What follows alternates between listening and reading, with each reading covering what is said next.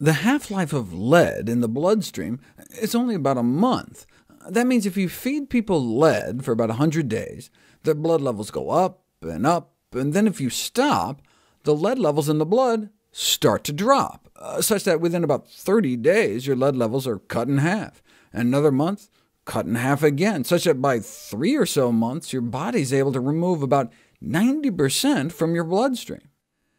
Now, if you're chronically exposed to lead, you can have chronically high lead levels in your blood. More than 500,000 kids in the U.S. have concerningly high lead levels, and poor people and politically disempowered communities of color are at higher risk regardless of age. But if you don't live in those communities, aren't constantly exposed to lead, why should you care about dietary strategies to lower the lead level in your own blood if your body is already so good at it? Even if you get exposed to lead here and there, 3 or 4 months, and 90% of the lead in your blood is gone. But the question is, gone where? More than 90% of lead in our body is stored in our bone. And instead of a few months to get rid of it, how about a few decades? So even if we moved to some other planet and had zero further exposure to external sources of lead, we still have an internal source of lead leaching the toxic heavy metal into our system throughout our life. But if it's mostly just socked away in our skeleton, what's the big deal? Well, if you were to lose bone, all the trapped lead could come flooding back into your system. For example, when we lose weight, we lose bone, which makes a lot of sense. I mean, heavier people have a heavier skeleton, greater bone mineral density. Their body has to maintain stronger bones to carry around all that extra weight. So if we lose weight, do the levels of lead in our bloodstream go up as our skeleton downsizes?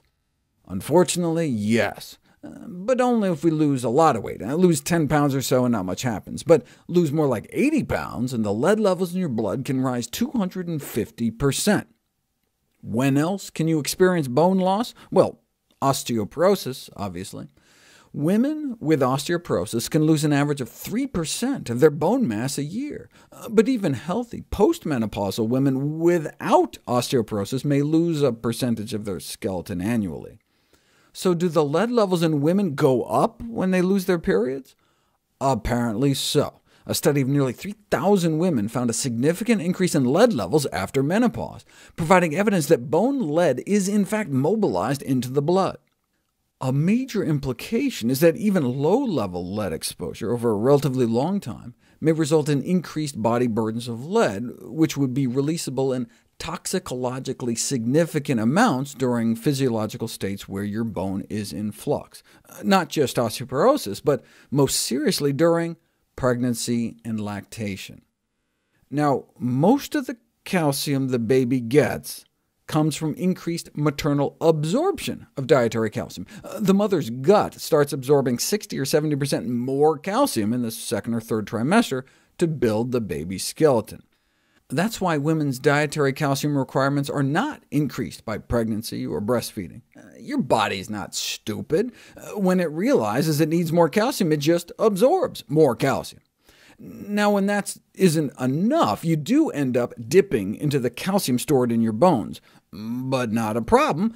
After it's all over, your body puts the calcium back into your skeleton, such that 6 months after delivery, your bone mineral density is right back where you started.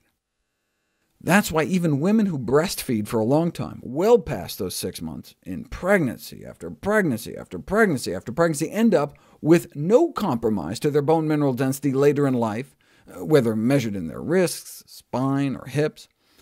So what if your body makes a withdrawal from the bone bank during pregnancy and lactation if it ends up just depositing it all back? Because of the lead. When your body dissolves some of your bone to borrow that extra calcium, it releases the lead that's locked in there at the worst possible moment, right when your baby is most vulnerable. That's part of lead's toxic legacy. What can we do about it? We'll find out next.